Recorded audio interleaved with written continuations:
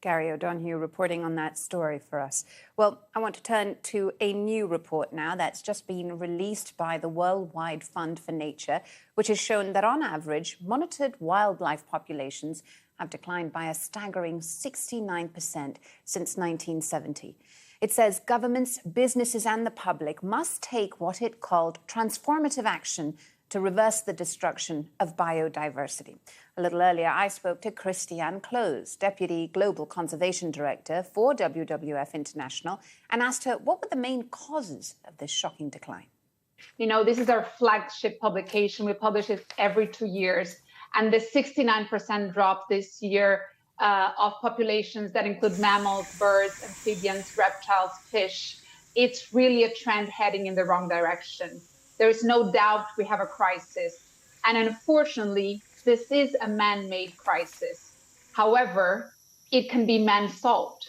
We have a broken relationship with nature. We cannot foster economic development at the expense of our natural world, environmental destruction, and climate change. Things like deforestation and conversion of habitats, be it forests, grasslands, mangroves, wetlands, unsustainable hunting and poaching, overfishing of our oceans, logging, mining, unsustainable infrastructure. There's multiple causes of the way we produce and consume in our economic model that we need to change because we depend on nature. You know, this is not just for the sake of the beauty of it, because it is beautiful, but everything we have, the food, the water, the clothes we wear, we depend on nature. So it's really important to understand where we're heading and what are the solutions for that. Right. And just to say, we're looking at some of the images of the animals, the species that are endangered, and names that I think will be very familiar to those of you watching at home. You know, you've got the Bornean orangutan, the Australian sea lion, koalas, the Amazon pink river dolphin. I think their population, according to your report, down by some 65% in the last decade or so. You've outlined why it's so important to save the biodiversity, but what's the single cause, do you think, behind it?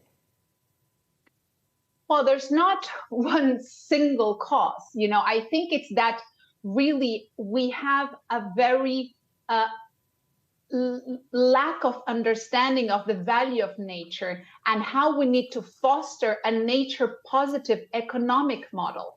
You know, we need to make sure that whatever and how we produce and how we relate with our environment has a positive effect and not a negative effect. If you see the per capita GDP in the last 40 years is going up, while at the same trend, you see the Live and Planet Index is going down. So it's really a non-sustainable model, and we need to foster that systemic change.